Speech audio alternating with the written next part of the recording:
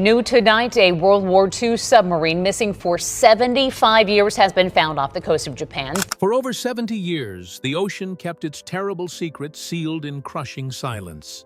A missing World War II submarine, vanished without a trace, has now been discovered, and what lies inside is nothing short of horrifying. When divers and experts peered into the wreck, they weren't met with rusted steel or broken machinery, but with a frozen nightmare. The find is so disturbing that even experts were left shaken, struggling to believe what they had seen. Could this wreck be holding the darkest untold chapter of the war? Join us in this video as we reveal the details. The horrific discovery inside World War II submarine. In the summer of 2019, after many long years of failed attempts and unanswered questions, a discovery finally came to light that changed the way families and historians looked at a lost chapter of World War II. On a warm June day, the research vessel RV Petrel moved slowly across the surface of the East China Sea. On board was Tim Taylor, a well-known underwater explorer who had spent much of his life searching for the submarines that had vanished in wartime. For decades, no one could say with certainty what had happened to the USS Greyback. It was a mystery that had haunted relatives of the crew for 3/4 of a century. But with new technology, a fresh lead, and a determination that had carried them through many obstacles, Taylor and his group were about to uncover the truth hidden far below the waves. The USS Greyback was not just any vessel. Her story stretched back to April 3, 1940, when her keel was laid down in Groton, Connecticut, at the Electric Boat Company shipyard. She belonged to the Tambor class of submarines, a group of 12 that were among the most advanced designs of their time. On January 31, 1941, she was launched into the waters of the Thames River, christened by the wife of Rear Admiral Wilson Brown. Just months later, on June 30, 1941, she was officially commissioned into service with the United States Navy under the command of Lieutenant Willard A. Saunders. In those early months, the submarine carried out training exercises and shakedown cruises, preparing her crew for the tasks that lay ahead. They could never have imagined that only a short time later, the United States would be plunged into global war after the Japanese attack on Pearl Harbor in December 1941. By February 1942, the Greyback was already steaming toward Pearl Harbor to join the fight in the Pacific. In the years that followed, she proved her worth time and again, becoming one of the most effective submarines in the fleet. Under the command of a lieutenant commander, the submarine completed several patrols, sinking enemy ships and damaging Japanese supply lines. Each patrol carried great risks, but the crew gained a reputation for bravery and skill. Their courage made them respected and feared opponents on the seas. The 10th patrol of the USS Greyback would, however, be her last. On January 28, 1944, she set out from Pearl Harbor once again.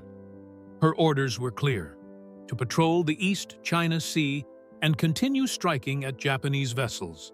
Reports soon came in confirming her successes.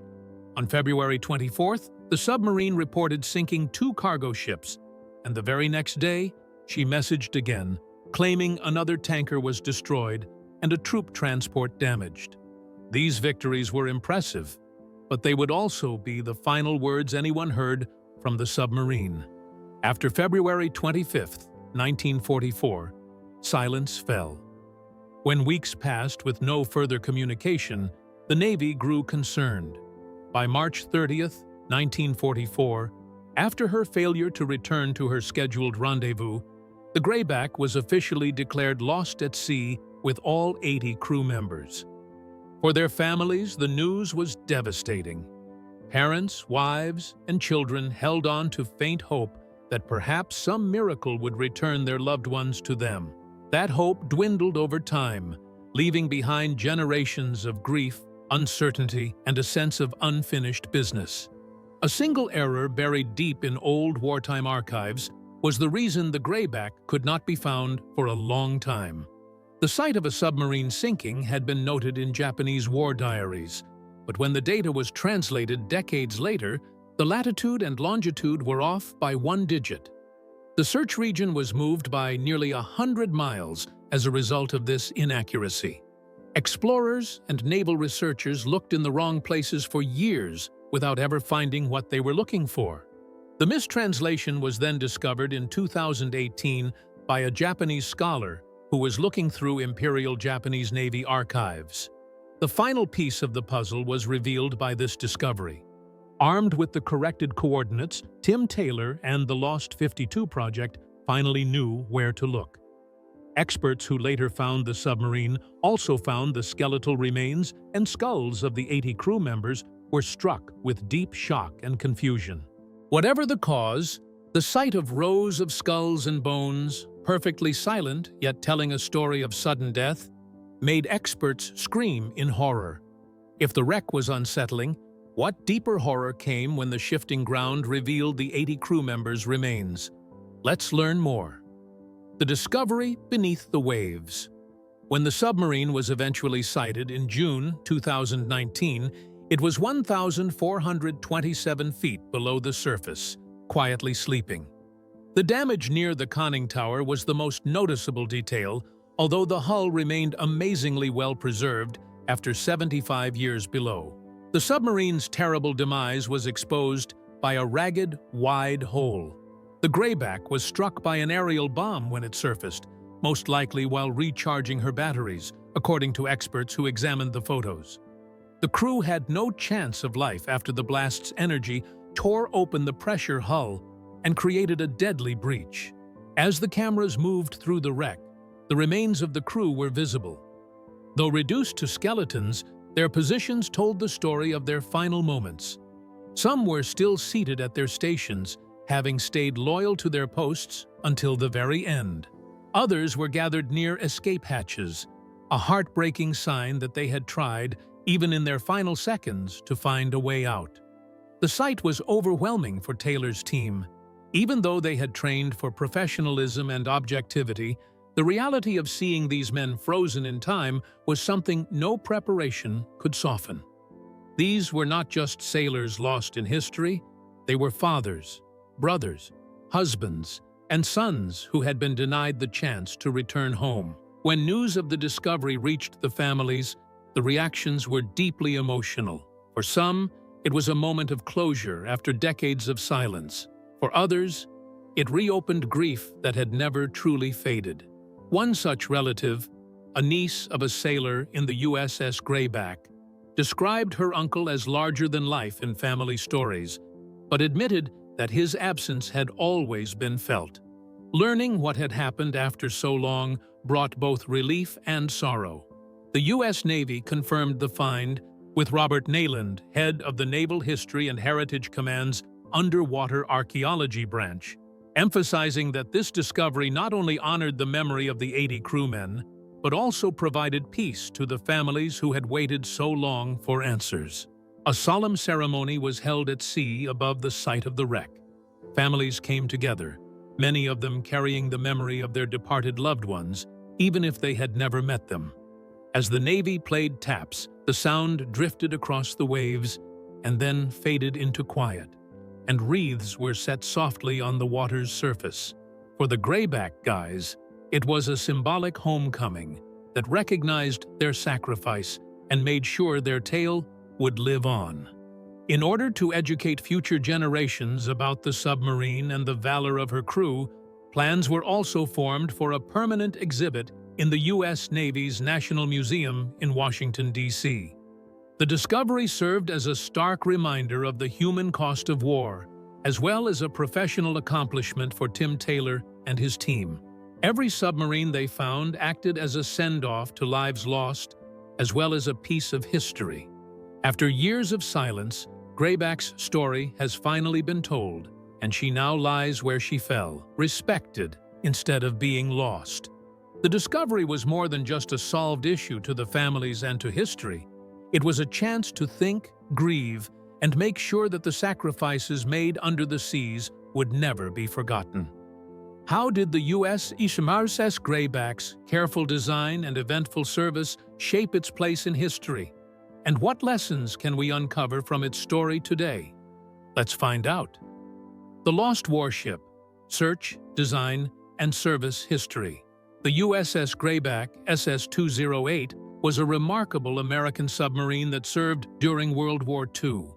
Its story begins with its construction, a process that was part of a much larger effort to build strong naval forces at the time. At that time, the Navy was preparing quickly for the possibility of war, and submarines like the Greyback were designed with both speed and endurance in mind. They were meant to travel long distances across the Pacific, patrol enemy waters, and attack targets when opportunities arose.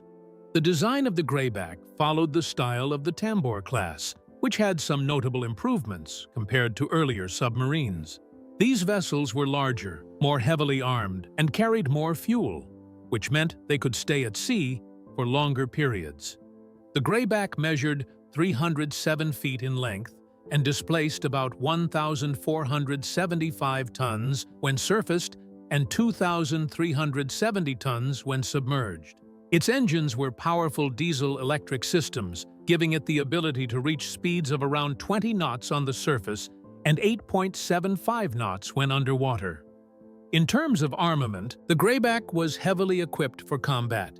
It had 10 torpedo tubes, 6 in the bow and 4 in the stern, allowing it to fire in both directions. Alongside its torpedoes, it was also fitted with a 3-inch deck gun, which was useful for attacking smaller ships or finishing off damaged vessels.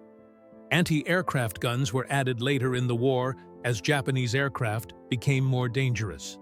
Once in service, the Greyback began to show just how important submarines could be in the Pacific theater. It carried out 10 war patrols in total, many of them proving to be highly successful. The submarine was active in areas such as the South China Sea and waters around the Philippines, where Japanese shipping traffic was heavy. Its crew became skilled in both stealth and attack, often striking hard before slipping away beneath the waves. The Greyback quickly made a name for itself in combat. On its patrols, it sank numerous Japanese ships, including cargo carriers and naval vessels. One of its most famous successes was during its second patrol in February 1942, when it sank 4 ships in just a short period of time. The submarine earned a reputation as a hunter that the Japanese came to fear. The service history of the Greyback also highlights the danger and intensity of submarine warfare. Life on board was harsh and demanding. The team endured continual heat, humidity, and the stench of diesel fuel while working in cramped, uncomfortable surroundings. They lived knowing that one misstep or one fortunate enemy strike may spell disaster while at sea. In order to avoid depth charges from Japanese warships and airplanes, submarines frequently dove deep and remained silent for extended periods of time in the hopes that the adversary would lose sight. The Greyback's crew's skill and strength were shown by the number of praises it got during its patrols. The submarine is seen as one of the most successful of its class, having sunk 14 enemy ships weighing over 63,000 tons. But in addition to causing havoc, it also made it harder for Japan to supply its troops across the Pacific again by stopping them from getting food, weapons, and fuel. The Greyback's record made it an important part of the U.S. Navy's submarine campaign, which played a huge role in the eventual Allied victory. However, like many submarines, its story ended in tragedy. For many years, its resting place remained a mystery, adding to the long list of U.S. submarines that vanished during World War II. The construction, design, and service history of the USS Greyback show just how vital submarines were in the war effort. They were powerful, deadly, and brave vessels that carried their crews into some of the most dangerous waters in the world. At the same time, their service reminds us of the sacrifices made, as many submarines never returned home, their crews giving everything in the fight for freedom. Sinking the USS Greyback would have dealt a severe blow because of its robust design, large torpedo load, and long-range capability. Along with the loss of a formidable war machine, a talented crew who had previously shown their mettle in combat was silenced. Because of its loss, U.S. operations in the Pacific were probably damaged, demonstrating that even the most well-built submarines were susceptible in the hazardous waters of World War II. How did people pay tribute to the lost crew and preserve their memory after learning the ship's story? Let's learn more. Honoring the lost crew, memorial efforts, and lasting impact. When the lost warship was finally found, and people learned the full story of how it had sunk, memorial efforts soon began to take shape. Families, local groups, and naval officials all wanted to make sure that the memory of the 80 men who died on board would not be forgotten. For many relatives, this was the first time they truly had a place to mourn. Stones, plaques, and monuments were raised in towns connected to the ship, and each of them carried the names of the men who had been lost at sea. These sites gave people a place to stop, to pause, and to remember. Even though the men were gone, their service and their sacrifice were now marked in a way that would last for generations. Historians and naval groups played a strong role in these efforts as well. They believed that every shipwreck had lessons to teach, and this one was no different. The warship was not only a story about men lost to the sea, it was also a story about design, about the dangers of battle, and about how quickly lives could be taken in times of war. By honoring the men, they were also honoring the hard lessons of history. The discovery of the ship became more than a headline. It became an important moment of reflection for anyone who cared about naval history. Museums also stepped in to help the memory live on. The ship's artifacts were meticulously retrieved, cleaned, and put on display in glass cases. The crew's personal items, tools, uniforms, and chunks of metal were all on display for visitors to view. Because they were looking at actual objects that the guys who lived and worked on the ship had touched, rather than just names on a wall, these artifacts helped visitors feel more connected to the sailors. Each artifact told a story of its own. A watch stopped at a certain hour, a helmet dented by battle, or a tool left behind in the rush of those final moments. Communities near the wreck site often organized remembrance ceremonies. These gatherings were quiet but powerful. Families of the lost, along with naval officers, veterans, and even local school children, would come together. There would usually be a reading of names, followed by a moment of silence. Some laid flowers, others tossed wreaths into the sea. At times, ships from the modern Navy would sound their horns in salute, linking the past with the present. These ceremonies were never grand in size, but they carried deep meaning for those who attended.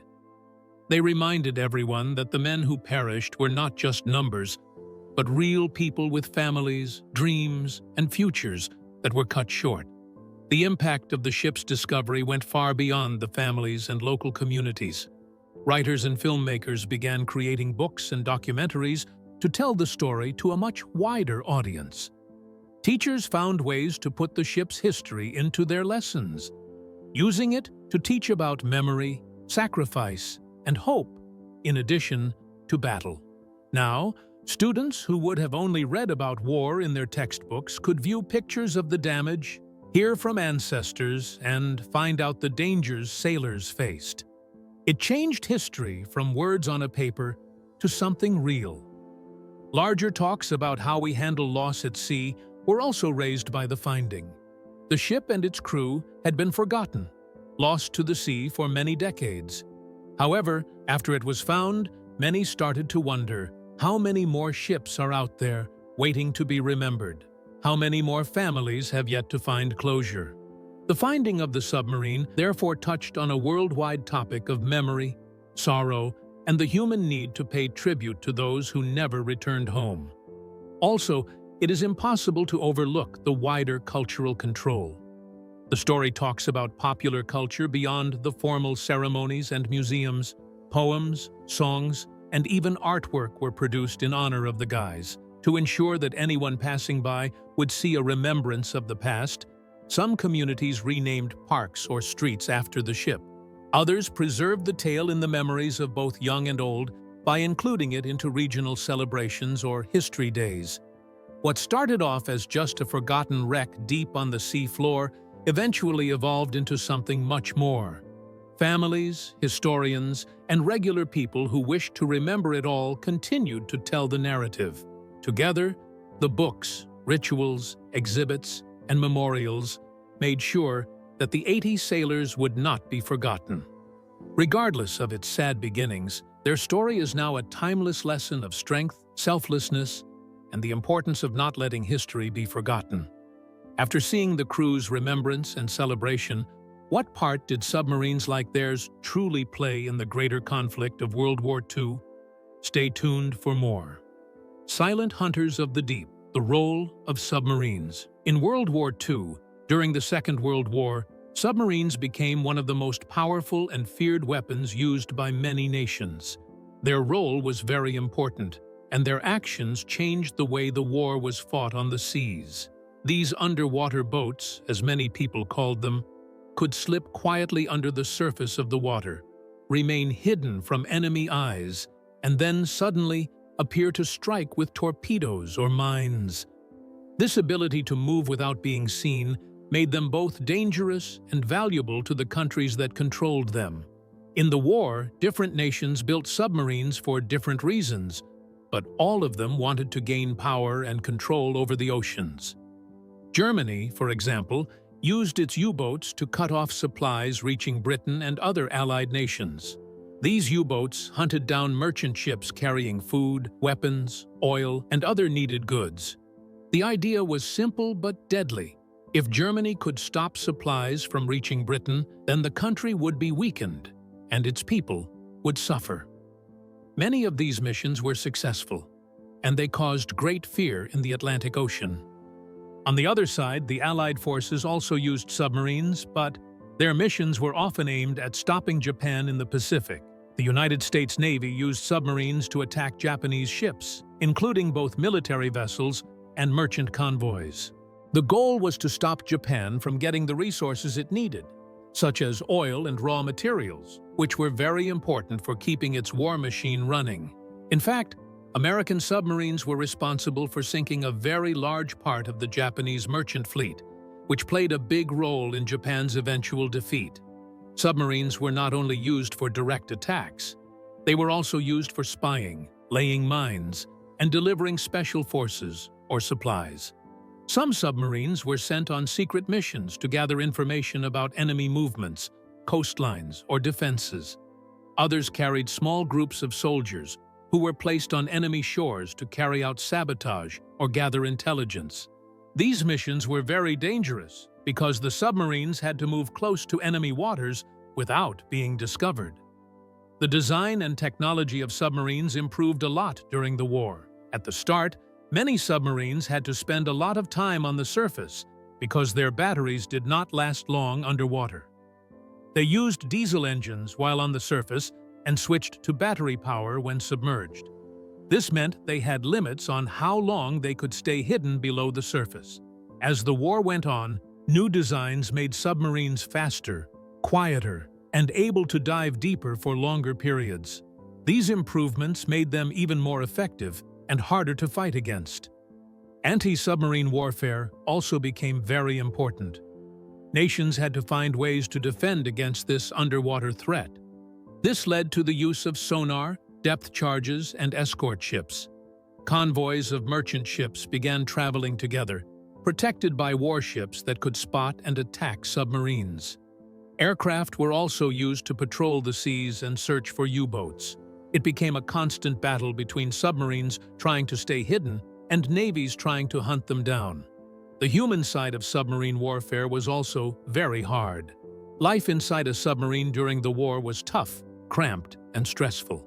Crews often stayed underwater for long periods with very little fresh air, limited food, and no sunlight. The risk of being detected and destroyed was always there. If a submarine was hit, the chances of survival were very low because escape options were almost impossible deep underwater. This made the bravery of submarine crews stand out. as they faced extreme danger every day. By the end of the war, submarines had proven themselves to be one of the most decisive tools of naval warfare. They had sunk thousands of ships, changed strategies on both sides, and forced nations to rethink how wars at sea should be fought. The fear they caused, the destruction they brought, and the innovations they led to made them unforgettable in the history of the war. Submarines were not just weapons, they were game changers that left a lasting mark on the Second World War. Who is leading the search to uncover lost submarines and honor the men who never came back? Let's delve deeper. Tim Taylor's Lost 52 Project and the Human Cost of War. Tim Taylor is well known for his intense love of history, the ocean, and the tales of those who perished in battle. He has spent many years of his life looking for the remains of U.S. Navy submarines that vanished during World War II, so he is not just any explorer. The primary objective of his effort, known as the Lost 52 Project, is to locate the 52 American submarines that went missing during the conflict, and to honor the troops who served on them. Dozens of sailors were aboard each submarine, and their disappearance meant that entire crews never returned home. This resulted in decades of suffering, silence, and unanswered questions for families and loved ones.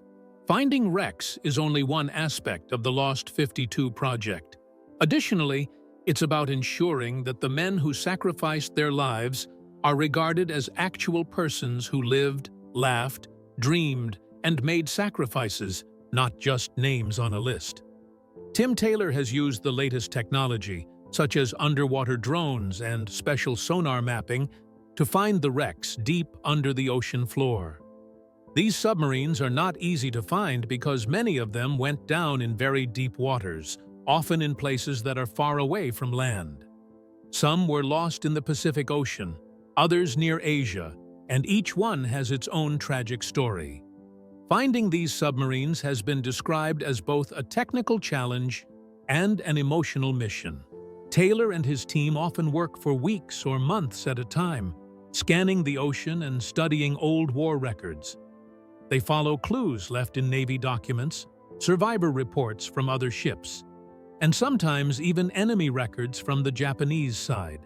When they finally find a submarine, it is treated like finding a tomb. These wrecks are war graves, places where sailors still rest to this day. Because of that, the Lost 52 Project always shows the highest respect when documenting what they find. They do not disturb the wrecks, but instead create detailed 3D scans and videos so that families, historians, and the public can see them. The human cost behind the Lost 52 Project is what gives the work its deep meaning. Every one of the 52 lost submarines carried dozens of men, and altogether, thousands of American sailors died in those boats during the war. These men were often very young, sometimes barely out of high school. Many had never married, never had children, and their lives were cut short in the dark, dangerous waters of the ocean. The loss was frequently intolerable to their relatives back home. Many spouses suffered the rest of their lives without closure, and many parents never knew the precise location of their sons' deaths. Tim Taylor's findings have provided some families with their first opportunity to visit their loved one's last resting place in decades.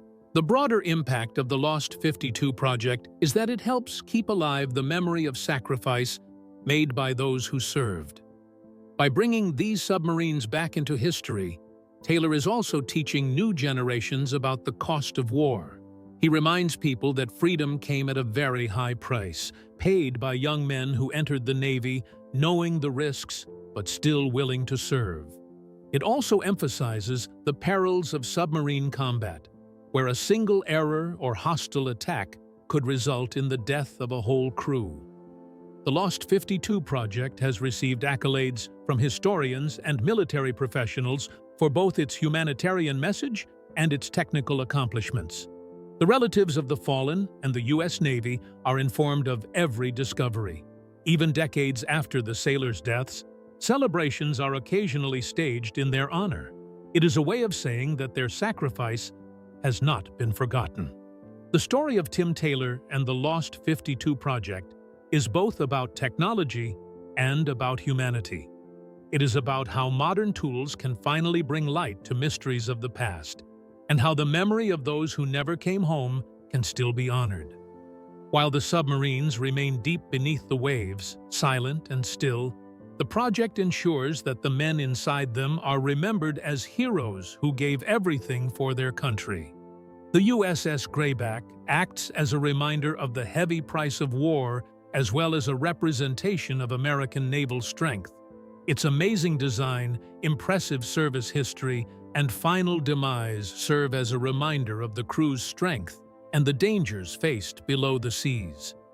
The submarine's legacy lives on as part of the story of hope and sacrifice that determined World War II, regardless of its long disappearance. What do you think about the horrific discovery inside the USS Greyback submarine? Share your thoughts in the comments section below. Thank you for watching this video. We hope you found it interesting. Don't forget to like and subscribe. Click the next video shown on your screen to catch up on your favorite celebrity stories. See you there.